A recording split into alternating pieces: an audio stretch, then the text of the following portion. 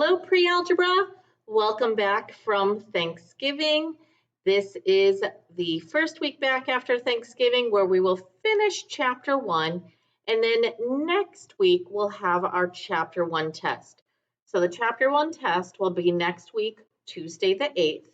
Please make sure that you're studying all week long, working on your chapter review to prepare and be ready for next Tuesday. So this week on Monday, we're going to review all of the rules for exponents and scientific notation. Tuesday and Wednesday, we'll work on multiplying and dividing with scientific notation.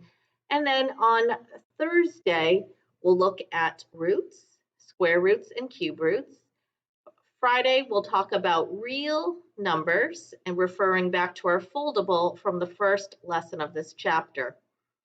Next Monday will be the review and Tuesday the test. So make sure you're studying every week, every day of this week. Have a wonderful week and good luck on your test.